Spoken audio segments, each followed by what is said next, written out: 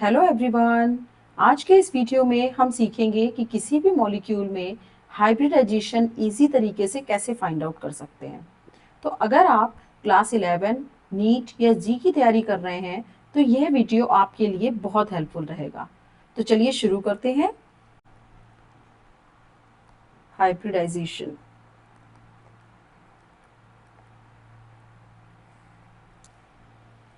तो जैसे कि हम पहले डिस्कस कर चुके हैं कि हाइब्रिडाइजेशन है क्या और हम इसका यूज़ किस लिए करते हैं।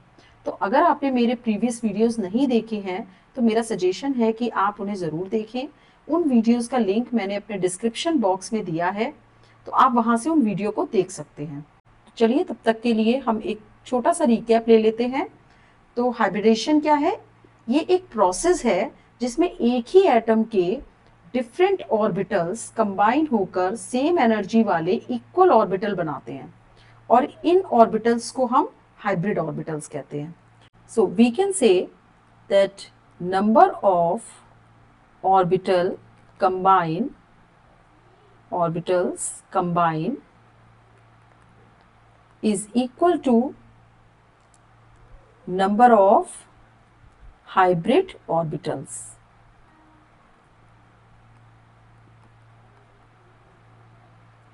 अब हमें ये तो पता चल गया कि हाइब्रिडेशन है क्या, लेकिन इसका यूज क्या है? तो इसका यूज हम किसी भी मॉलिक्यूल की मॉलिक्यूलर ज्योमेट्री को समझने में करते हैं।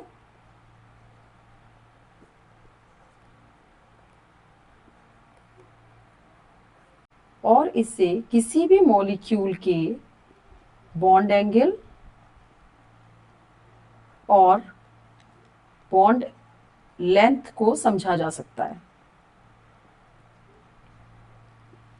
इसके अलावा ये किसी भी मॉलिक्यूल के बॉन्ड स्ट्रेंथ को एक्सप्लेन करता है, क्योंकि हाइब्रिड ऑर्बिटल के ओवरलैप से बनने वाले बॉन्ड्स नॉर्मल ऑर्बिटल के ओवरलैप की तुलना में ज्यादा मजबूत और स्टेबल होते हैं। अपार्ट फ्रॉम दैट, हम हाइब्रिडाइजेशन से सेंट्रल एटम की वैलेंसी, ऑर्बिटल के सही अरेंजमेंट और उनकी बॉन्डिंग कैपेसिटी को समझते हैं। So we can find out valency of central atom,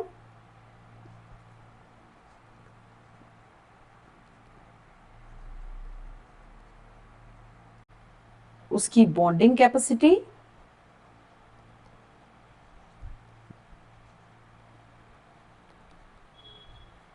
और ऑर्बिटल्स के अरेंजमेंट को समझ सकते हैं।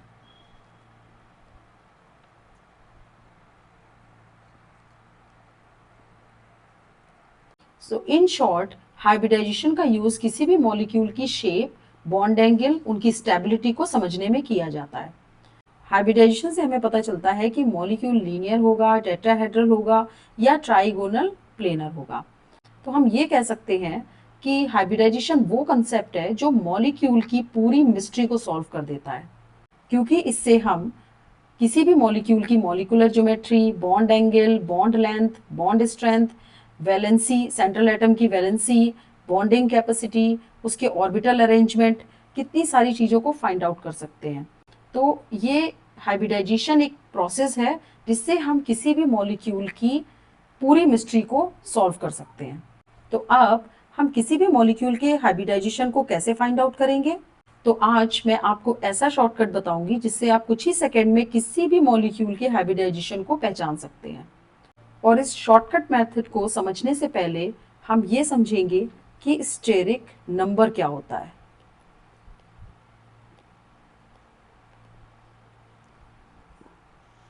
क्योंकि अगर हम ये समझ लेंगे तो हम इजीली फाइंड आउट कर सकते हैं कि किसी भी मॉलिक्यूल में कौन सा हाइब्रिडाइजेशन है।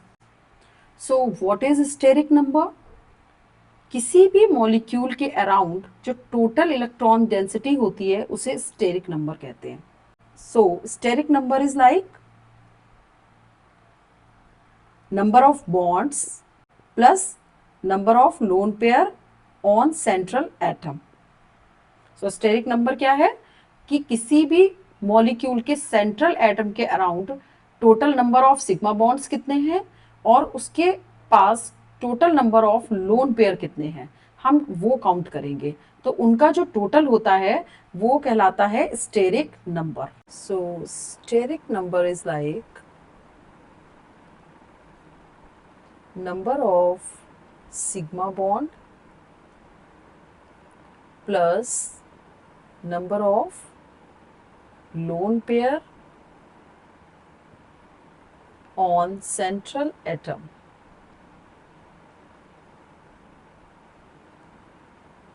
So rule number 1, find out the steric number first.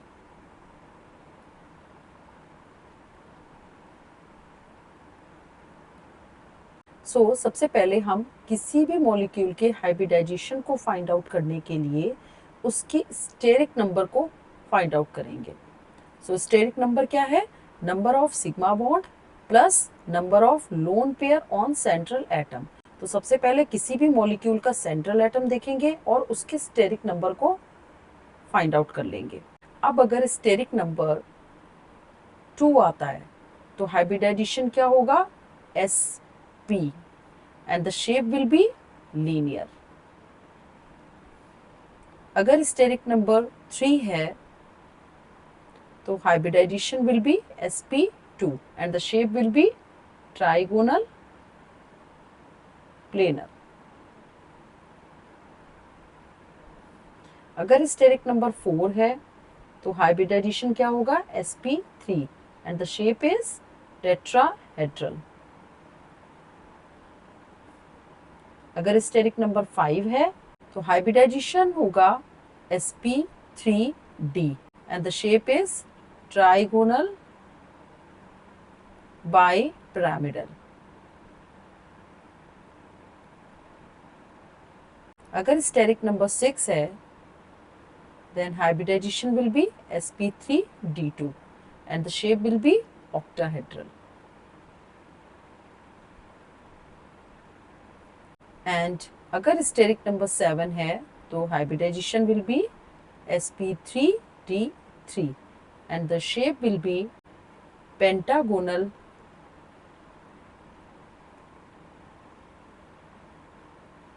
bipyramidal.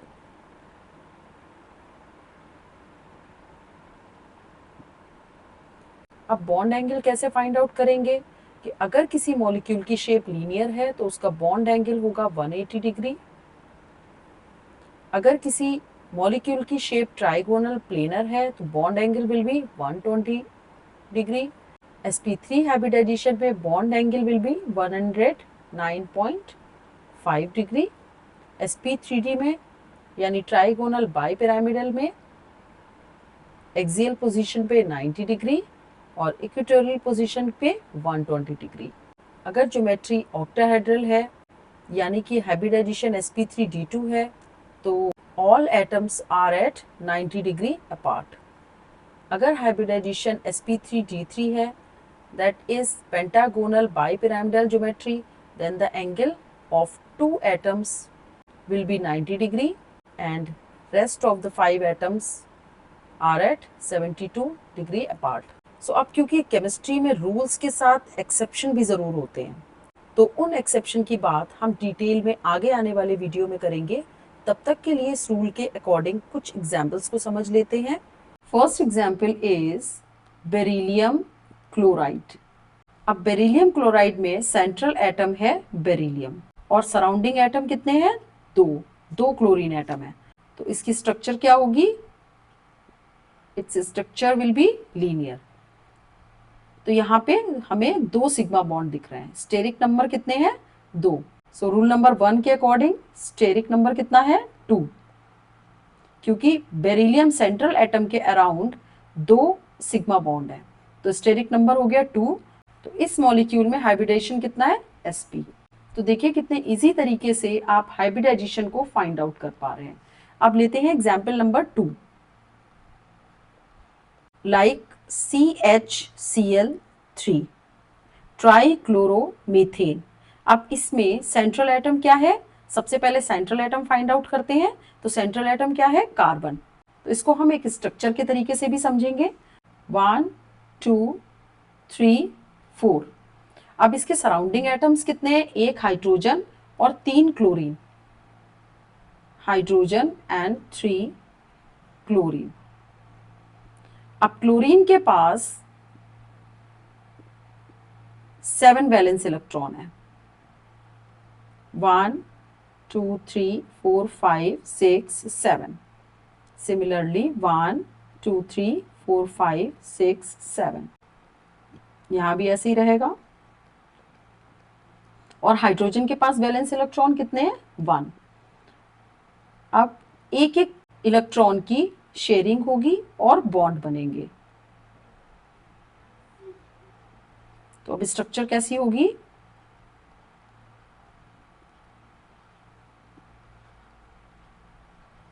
इस मॉलिक्यूल में एक एक बॉन्ड शेयर हुआ है, तो कार्बन के अराउंड टोटल कितने बॉन्ड हैं? 4 सिग्मा बॉन्ड। तो इसका स्टेरिक नंबर कितना हो गया? 4। अब अगर स्टेरिक नंबर 4 होता है तो हाइब्रिडाइजेशन क्या होता है? sp3। तो इस मॉलिक्यूल में हाइब्रिडाइजेशन क्या है? sp3। नेक्स्ट एग्जाम्पल है ClF3, क्लोरीन ट्राइफ्लोराइड। अब इस मॉलिक्यूल में सेंट्रल एटम सबसे पहले देखेंगे, तो सेंट्रल एटम क्या है इसमें? क्लोरीन। अब क्योंकि हमें पता है क्लोरीन के पास कितने वैलेंस इलेक्ट्रॉन होते हैं? 7। 1 2 3 4 5 6 7। अब इसके अराउंड फ्लोरीन एटम कितने हैं? 3। 1 2 3। और फ्लोरीन का एटॉमिक नंबर होता है 9। अब इसके पास वैलेंस इलेक्ट्रॉन कितने होते हैं? 7। 1 2 3 4 5 6 7।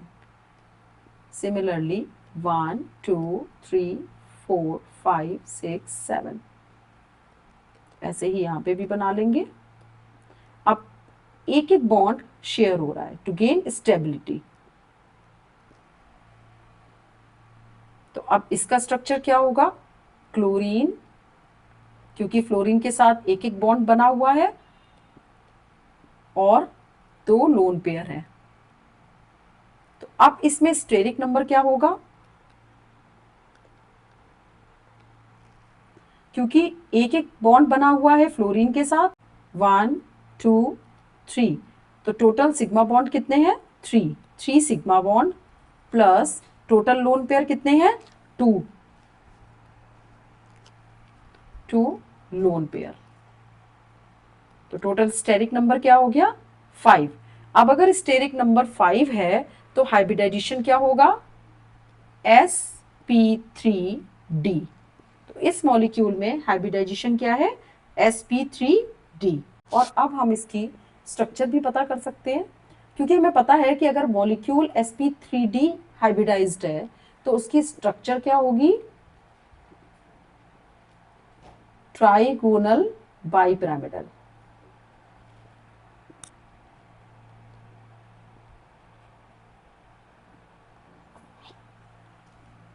It is like chlorine as a central atom, 2 fluorine at axial position and 1 at equatorial position. These are 2 lone pair.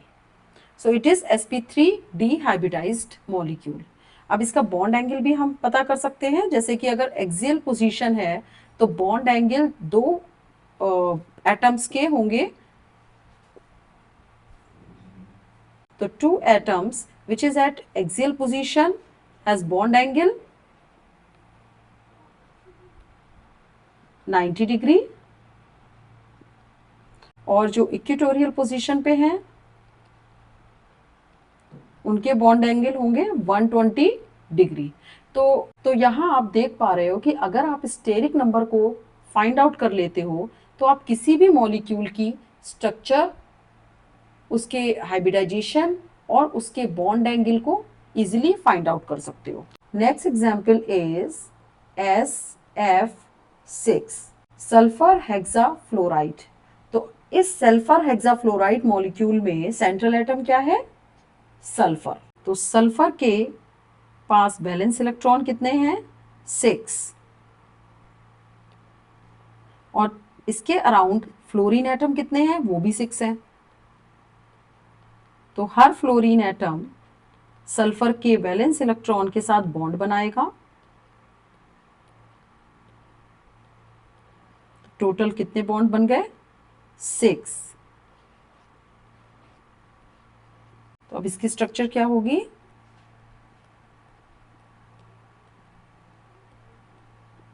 3 4 5 and 6। तो टोटल बॉन्ड कितने हैं, 6 बॉन्ड है। तो इसका स्टेरिक नंबर क्या हो गया, 6। अब क्योंकि स्टेरिक नंबर 6 है तो हाइब्रिडाइजेशन क्या होगा, sp3d2।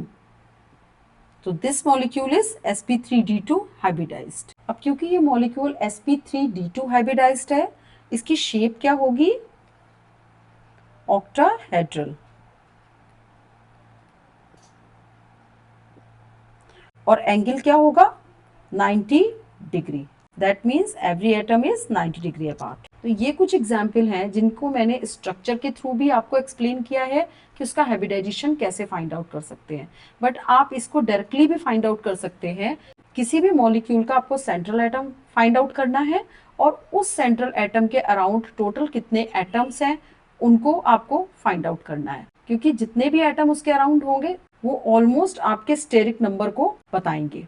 तो इसके थ्रू आप टोटल स्टेरिक नंबर पता कर सकते हैं और जो स्टेरिक नंबर होगा उसके अकॉर्डिंग आप उस मॉलिक्यूल के हाइब्रिडाइजेशन को फाइंड आउट कर सकते हैं। अब कुछ एक्स्ट्रा शॉर्टकट्स भी हैं जिनसे हम हाइब्रिडाइजेशन को फाइंड आउट कर सकते हैं। जैसे कि कुछ मॉलिक्यूल्स हैं जिनमें डबल बॉन्ड भी होते हैं और ट्रिपल बॉन्ड भी होते हैं। तो अगर किसी मॉलिक्यूल में डबल या ट्रिपल बॉन्ड है तो हम डबल और ट्रिपल बॉन्ड को 1 काउंट करेंगे, 1 sigma bond. Hybridisation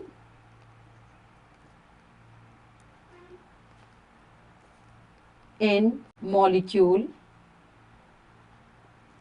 having double and triple bond। तो वो मॉलिक्यूल जो डबल या ट्रिपल बॉन्ड भी बनाते हैं तो उनमें हम हाइब्रिडाइजेशन कैसे काउंट करेंगे। For example CO2। तो अब कार्बन डाइऑक्साइड में सेंट्रल एटम क्या है, कार्बन, और इसके अराउंड 2 ऑक्सीजन एटम है और कार्बन दोनों ऑक्सीजन के साथ डबल बॉन्ड बनाएगा। क्योंकि कार्बन एटम के अराउंड 2 डबल बॉन्ड हैं और एक डबल बॉन्ड को हम एक सिग्मा काउंट करेंगे, क्योंकि डबल बॉन्ड में एक सिग्मा और एक पाई बॉन्ड होता है और स्टेरिक नंबर में हम सिर्फ सिग्मा बॉन्ड को काउंट करते हैं। तो इस मॉलिक्यूल में स्टेरिक नंबर क्या होगा, क्योंकि 2 सिग्मा बॉन्ड है तो स्टेरिक नंबर 2 और लोन पेयर 0। तो स्टेरिक नंबर हो गया 2 और हाइब्रिडाइजेशन क्या हो गया, sp। अब क्योंकि ये मॉलिक्यूल sp हाइब्रिडाइज्ड है तो इसका शेप क्या हो गया, linear. Next example is ethene, CH2 double bond CH2। तो अब इस मॉलिक्यूल में 2 कार्बन एटम है। तो अब हम जो हाइब्रिडाइजेशन निकालेंगे वो दोनों ही कार्बन एटम के लिए अलग अलग फाइंड आउट करेंगे। तो इसकी स्ट्रक्चर क्या होगी, क्योंकि इसमें 2 कार्बन एटम है जिनके बीच में डबल बॉन्ड है और हर कार्बन एटम के अराउंड 2 हाइड्रोजन एटम है, लाइक दिस। तो अब सबसे पहले हम कार्बन, इसको 1 कार्बन बोल देते हैं और इसको 2nd कार्बन। तो इस वाले कार्बन एटम के अराउंड टोटल कितने सिग्मा बॉन्ड हैं हम वो फाइंड आउट करेंगे। तो 1 2 और क्योंकि डबल बॉन्ड को हम 1 सिग्मा काउंट करते हैं तो 3। तो इस वाले कार्बन एटम को अगर हम देखेंगे तो इसके अराउंड 3 सिग्मा बॉन्ड है। तो फर्स्ट वाला जो कार्बन है उसमें 3 सिग्मा बॉन्ड है। सेकेंड वाले में देखते हैं 1 2 और ये भी डबल बॉन्ड कनेक्टेड है और डबल बॉन्ड को हम 1 सिग्मा काउंट करेंगे तो सेकेंड कार्बन में भी 3 सिग्मा। सो फर्स्ट वाले कार्बन का स्टेरिक नंबर क्या होगा, 3।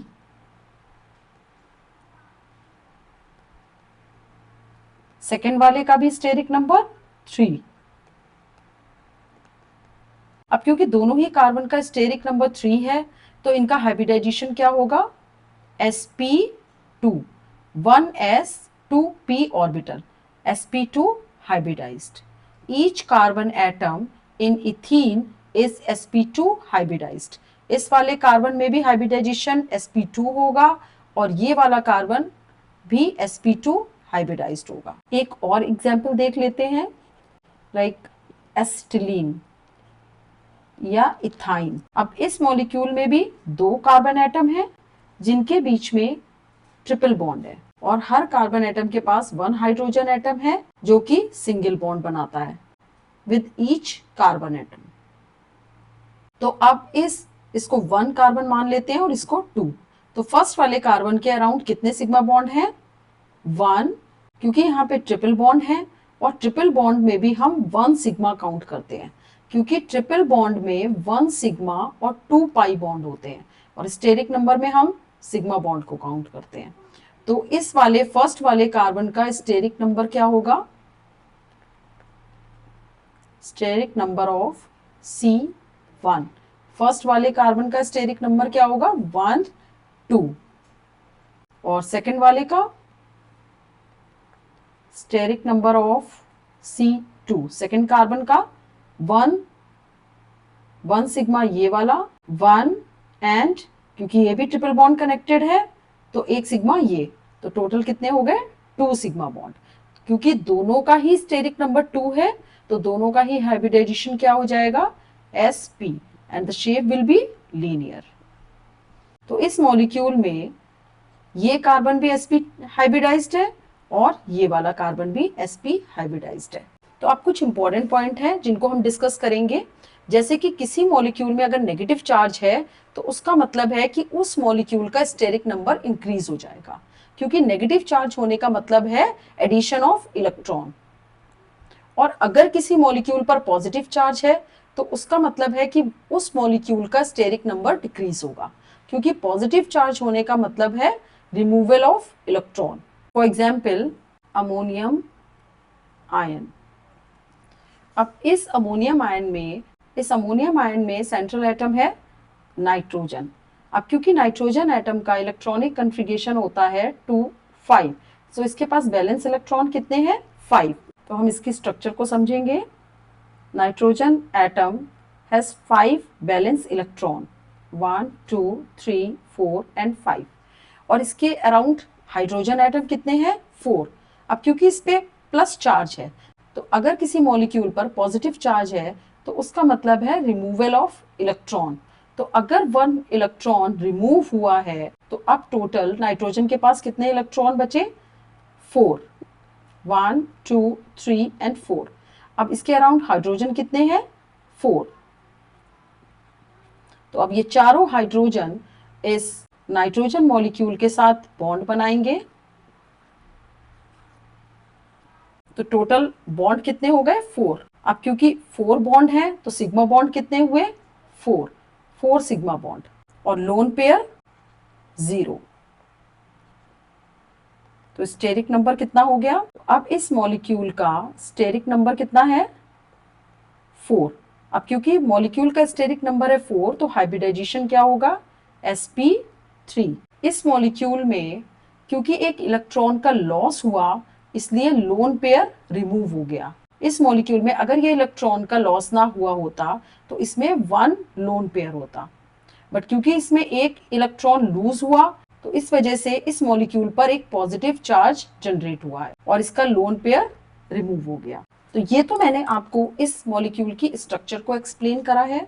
अदरवाइज अगर आपको हाइब्रिडाइजेशन काउंट करना है तो किसी भी मॉलिक्यूल में हम सबसे पहले सेंट्रल एटम फाइंड आउट कर लेंगे, उसके बाद उस मॉलिक्यूल के अराउंड कितने एटम्स हैं उनको काउंट कर लेते हैं और उन एटम्स में बॉन्ड कितने बने हुए हैं उनको काउंट करेंगे। जैसे कि अगर 4 सिग्मा है तो स्टेरिक नंबर 4 हो जाएगा, लोन पेयर है तो आप उसे काउंट कर लीजिए। तो टोटल स्टेरिक नंबर काउंट करके हम हाइब्रिडाइजेशन को, किसी भी मॉलिक्यूल की हाइब्रिडाइजेशन को फाइंड आउट करें। एक और एग्जाम्पल लेते हैं, जैसे कि NH2 नेगेटिव। अब इस मॉलिक्यूल में एक एक्स्ट्रा इलेक्ट्रॉन आ गया है तो नाइट्रोजन के पास वैलेंस इलेक्ट्रॉन कितने होते हैं 5, 1, 2, 3, 4, 5। तो ये जो 5 इलेक्ट्रॉन है वो इस नाइट्रोजन के वैलेंस इलेक्ट्रॉन है।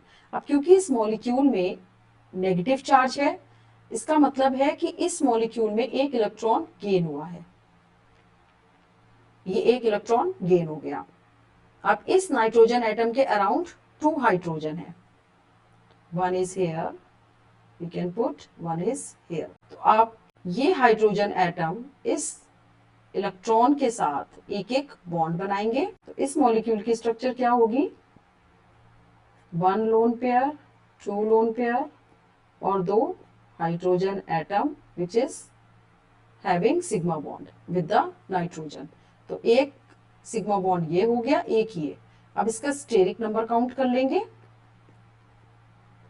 तो इस मॉलिक्यूल में टोटल कितने सिग्मा बॉन्ड है, 2, और लोन पेयर कितने हैं, 2, तो टोटल हो गए 4। अब क्योंकि स्टेरिक नंबर 4 है तो हाइब्रिडाइजेशन क्या होगा, sp3। इस केस में नेगेटिव चार्ज ने लोन पेयर को बढ़ा दिया है, जबकि अमोनियम आयन में पॉजिटिव चार्ज की वजह से लोन पेयर लूज हो गया था। Next example is CO3 -2। तो यहाँ पर हम देख रहे हैं कि यहाँ पे 2 नेगेटिव चार्ज हैं और सेंट्रल एटम क्या है, कार्बन। तो इसकी स्ट्रक्चर क्या होगी, 1 2 3, क्योंकि कार्बन के अराउंड 3 ऑक्सीजन एटम है। अब एक ऑक्सीजन और कार्बन के बीच में डबल बॉन्ड है, बाकी 2 ऑक्सीजन के बीच में सिंगल बॉन्ड है। अब ये जो 2 नेगेटिव चार्ज हैं वो इन दोनों ऑक्सीजन एटम के पास है। तो अब इस मॉलिक्यूल का स्टेरिक नंबर फाइंड आउट करेंगे। तो इस कार्बन एटम के अराउंड कितने सिग्मा बॉन्ड हैं, 1 2, और क्योंकि डबल बॉन्ड को हम एक सिग्मा काउंट करते हैं तो 3, तो स्टेरिक नंबर हो गया 3 और लोन पेयर 0। अब क्योंकि स्टेरिक नंबर 3 है तो हाइब्रिडाइजेशन होगा sp2। इस मॉलिक्यूल में जो एक्स्ट्रा नेगेटिव चार्ज है, इस नेगेटिव चार्ज की वजह से इस मॉलिक्यूल में बॉन्डिंग ही बदल गई है and the structure will be trigonal planar.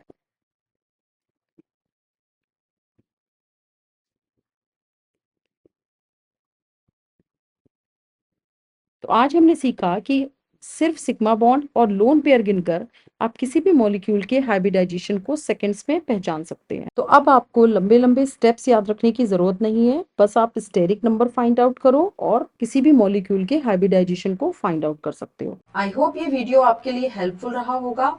अगर आपको ये वीडियो पसंद आया है तो लाइक जरूर करें और अपने दोस्तों के साथ शेयर करें। Thank you for watching. मिलते हैं अगले वीडियो में एक नए कंसेप्ट के साथ। तब तक के लिए बाय बाय।